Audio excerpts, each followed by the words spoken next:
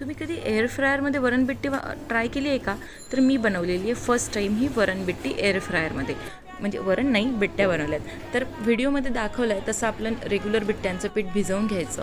आणि हो, मी याची डिटेल रेसिपीनं माझ्या यूट्यूबला म्हणजे मोठ्या व्हिडिओमध्ये दिलेलीच आहे, फुल व्हिडिओमध्ये, तर तो तुम्ही नक्की चेकआउट करा. पीठ मुरण्यासाठी ठेवायचं, असं हे करून घ्यायचं. आणि त्यानंतर पोळपाटावर ठेवून असं तेलाने अशी बिट्टी बनवून घ्यायची. नुसतं गोळा पिठाचा करून ठेवायचा नाही, त्याने टेस्ट येत नाही. असे पदर सोडायचे, त्याने टेस्ट छान येते. जसे जमेल तसे आकार द्यायचे आणि एअर फ्रायरला ठेवायचं. तर एअर फ्रायरला 180 किंवा 120 डिग्रीमध्ये एक राऊंड होऊ द्यायचा. त्यानंतर तेल अप्लाय करायचं. सेकंड टाईम तेल अप्लाय केल्यावर परत 180 किंवा 120 डिग्रीला तुम्ही 10 मिनटं ठेवा. त्यानंतर 200 डिग्रीला 5 ते 10 मिनटं ठेवा.